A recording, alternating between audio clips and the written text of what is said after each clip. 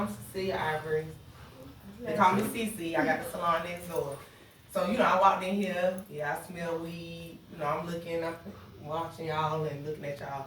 And I know y'all probably just here because y'all got in some trouble and this is part of something that they want y'all to do. So basically I'm just doing this because this is something that I gotta do to get, I don't know if y'all on probation. Some on.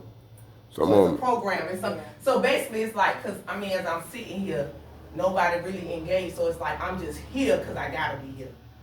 But I'm just saying and as I'm looking at y'all, I was kind of like the same way when I was doing my bid, when I was doing 3 years and 30 days. I had 2 kids and I was pregnant with one. So I'm from Greenview. I come from a background where drug dealing, mama on drugs, not knowing who my daddy is until I'm like in my 20s and he about to die and he not doing well as of today. So I'm just saying this, like I got 2 daughters. One, she'll be 21 next month. She do hair. She co-own a studio down the street. Her and my niece, they braid hair. They do sew-ins. They do installs. And I have a 14-year-old daughter. I also had a 16-year-old son, but my son passed last year from a car accident. So, when I look at y'all young men, I'm saying to myself, like, I know y'all out here probably, like he said, in the trap hustling. I done did that. But the same things that the nice cars, the shoes, the people that you probably looking up to, might be a family member, might be somebody in the hood. Guess what? You can have that same thing working. Yes. Now today, it's 2019, it's about to be 2020, a whole new century, a whole new decade. Yes. And if y'all know, these drugs, these pills, people are like, how can I say? They're making their own. You know what I'm saying? These edibles, they're making their own. So, it could be a time where you want to get high and that might be your last high. Yeah. You know what I'm saying? It's cool, everything cool until it become real.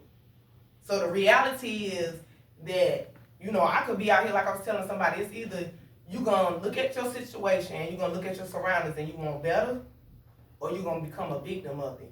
You're gonna become a part of your society. Which it don't have to be that. Y'all young ladies, I see y'all got braids. I'm looking for a stylist assistant. That's $1,000 a month. With tips. $1,300. And with that comes, me mentoring. I sell clothes. I sell hair. I make wigs. So I'm looking for somebody to bring under my wing, if not 2. So I'm just saying, like, man, make better choices and decisions. And I know sometimes your peers, that's like me. You know what I'm saying? When I lost my son, I lost a lot of people around me. And I'm cool with that. Because some of them was weight. Some people that's closer to you is envy and jealous of you. For whatever reason. Because I know I'm a good person, I got a big heart, and I gave to people that didn't even deserve it. But when I look back and I look at the decision and the choices that I made, I'm looking at my daughter that's 20 and saying, like, okay, I told her, like, don't go get no apartment. I'm all about breaking generation curses. I'm like, you're going to go spend about $10,000 to $12,000 getting an apartment and paying bills when I got a 4-bedroom house right here. Okay, so my goal is to buy my first house. You'll be buying your first house, and that'll be residual income. So I'll be 41, and you'll be 22. You do the math. So within 20 years, I made wrong mistakes. I always work, but then I'm getting off work, and I'm seeing my brother and my sister out there trapping. I'm like, shit, I can flip my check. And you know what I'm saying? I done caught me a motorcycle. I can do this. But guess what? I was straight just working. I still had a new car. I had a motorcycle. I had all that just working. But greed. You know what I'm saying? And it's okay to admire people, but it's a problem to be envious of others. You want to look up to somebody that says, you know what I'm saying, that you see somebody out here and you like, okay, and sometimes, it could be you see a person, but it ain't like, you think they working, that's just because the person ain't showing their hand. But then you can see a person that like, it's jobs out here, it's good jobs out here, and it's better jobs out here for those who has made mistakes like myself and Kev, and it's even to the point where I just learned the other day, like, if you got a charge and you haven't been charged with that charge in 3 years of that same charge, you can get that charge removed off your record with no cost. Mm-hmm. I don't know if some of y'all doing what's the program where you can, the expungement. Expungement. Yeah, where you have to, that stuff costs. I remember back in the day, you didn't even have to pay nothing but an application fee. Now it's like several hundreds based on the charge. Only thing I'm saying is, like, my son out here now, so I'm looking at y'all young men, and I'm saying this to y'all. Like, listen, I got nephews that I tell them the same thing. I told my son the same thing, and he was working at 15. You know, when he passed, he was working at KFC. And one thing I know about young men, I tell my kids' friends, or I tell my clients' sons, like, man, look, you can wear the J's. You know, boys, I say boys more costly. Y'all gotta get a tape up, a haircut every week. You know, girls, we can get an installer, we can get some braids, and we can go for about a month or so. But listen, with that same thing, find you a trade. Welding, electrician, construction, CDL. Guess what? All those things I just named, you can live a good life. You can have your nice place. You want the big rims? Guess what? When you get pulled over, because we stereotype. Right. Like Kev, you know, he got the Benz with the rim. You stereotype. So even those that don't know him, or, you know, the person just see you like, okay, I drive an Audi. You know, I pay cash for that. Not with drug money, but with my money and just being smart, saying, okay, I want something nice, but I don't want to have to pay for it like that. I went to the auction, invest my money in to get it how I wanted it. It's ways to do things. There's so many resources out here.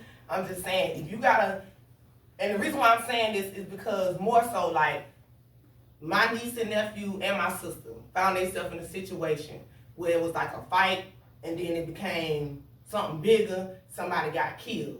Leon Lott made an example out of all of them and charged all of them with either before and after the fact or both. Mm-hmm. So you could just be with somebody and something happened.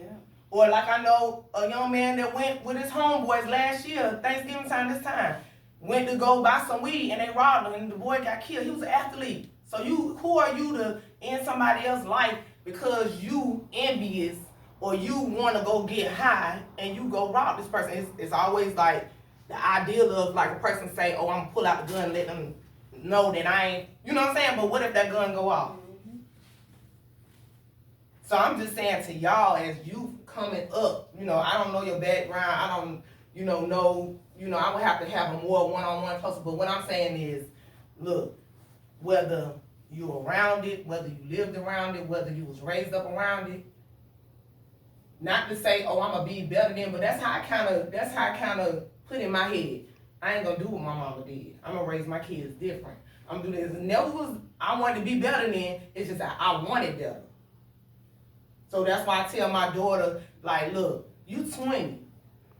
I'm 41. I'm 40. Look, you got it already. I got it too late. Because I was on the right track, but then when I'm seeing people around me, I'm like, shoot, okay, greed. All this fighting, all this jumping, all this, gang banging, like, you're going to get judged by 12 and you're going to get carried by 6. It don't change. And I ride around sometimes and I'll be like, what would my son be doing now? Or he would have did this or he would have had that. No, that he wasn't taken from me by nobody. It was a health issue. But still, you look around and you see death every day. A young guy out that I know from my neighborhood, he was out here Tuesday. I just seen him, talk to him on a bike. He died Tuesday night. I know what he was doing. He was doing pills. He said he had a heart attack. From what I'm hearing, they got people making these Percocets. I'm just telling you, like, if you can, because I was in prison doing the same thing I was doing. People was coming in, and I'm sitting there like, oh, Lord. But listen, the goal of all these people that's in here, include myself that just came in here, if one person can be touched, that means you save one. That's right. From being a statistic or going to the penitentiary or even being buried. Because if somebody truly care about you or was your friend, when you was out here doing whatever you was doing, they'll check you. Even if you don't get it, it's like, look, I tried to tell her. That's what I'm telling y'all. If y'all know, if y'all interested, and I'm not saying you have to be a hairstylist, but if you got a trade, if you know how to braid down, come see me. Come next door, come see me. If it's something that you're dealing with that you feel like you ain't getting and you got to go out there and boost or you got to go out there and take, come see me. I got plenty of stuff. I got stuff in my trunk right now I can give y'all. You want a cute outfit, you want your hair done, come see me. You ain't got to go out there and do nothing crazy. I'm telling you, life is what you make it. And with me losing my son, I was always the type, I want this, I want that. God humbled me. I still get what I want, but it's not a necessity. Because a lot of times people doing things for the hype and people doing things for somebody else. But when you're doing it for yourself, all that frivolous BS don't even matter. Because now you're in a place like, oh, okay, I know who I am. I know what I bring to the table. I know my worth. I know my value. And a lot of people judge you just by what they see. They don't even know you. A lot of people judge you just by what you see. And I tell my 14-year-old daughter, I said, listen, I hate to get pulled over on a traffic ticket because when I was 3 months pregnant, I was in front of that judge. That judge is just going by this paper, by what I see, what he reading, what I done did. He don't know me. He don't know all the good deeds I done done. He don't know all the people I done looked out for. All he doing is looking at all my charges, and whether he probably having a bad day or a good day, is going to determine my sentence. And I was sentenced to 6 years, paid attorney, and even had another one on standby. And I was stuck. I didn't expect that. I was like, 6 years, 2 kids, and pregnant one. But guess what? That time right there, it slowed me down. And when I made a 6-month goal. Everything I wrote down, I did. I said I was going to get my hair license. I said I was going to move out my grandma's house in 6 months. My salon was a 5-year goal. I got that straight out of hair school. So, look, write down your plan. If anything that you kind of battling with or whatever, like, write it down. Write down your vision. Write down your plans. And do short term. And no goal is too big or too far-fetched. You got people out here that was just homeless a year ago and today they're living in a mansion. But they put in the work.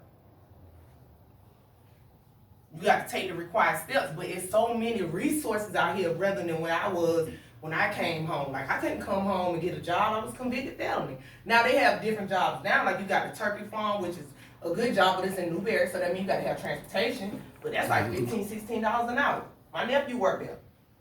You know, you got different jobs now compared to when I came home.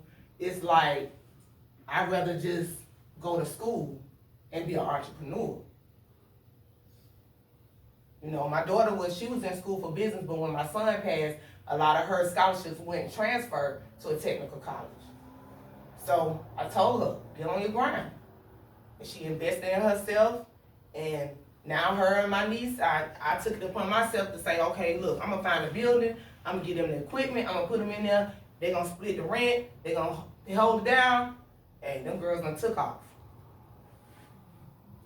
So whether I'm giving credit or not, I know what I done. Something that was never done for me. But I had somebody that had my back. My grandma, she believed in me. So when I got my first place, my grandma said, hey, I'm going to get all your stuff for you. All you need is when people see your potential and they see you doing right, they don't mind helping you. And that's for any of y'all. You know what I'm saying? Because we know you get labeled. Are y'all twins? Mm-hmm. How old are y'all? 58. What side of town y'all from? Barlow. Yeah, so just need to find something positive. And then, you know, and I don't even want to point it out like that, but is it a follow the leader? No. So y'all both on it. Y'all both with it. So imagine what y'all both could do together on some positive stuff. Life. I mean, what y'all like to do? What is stuff that y'all interested? How old are y'all first? 15. Okay, what y'all like to do? Like, what y'all interested in? Please don't tell me music. I love music too. I like to rap. I like to play football and all Okay, so are you in school that. currently? Yeah, I'm in school. You playing ball now? No, I ain't playing. Why? Cause I go to Blackwood. Oh, okay. My daughter went there last year. Blackwood Academy. So you Blackwood Academy. So you go to District 2? What school? I went to Richmond Northeast. Okay, Richmond Northeast. Okay. Okay. And what you like to do? Basketball. Basketball. So y'all both into sports. Man, put that energy, whatever that anger, because that's how my son was. He had a temper. Man, put that out on the field. Put that on the court. Use that energy to be in the highlights on the news. Man, look at these brothers right here, athletes. Get them scholarships.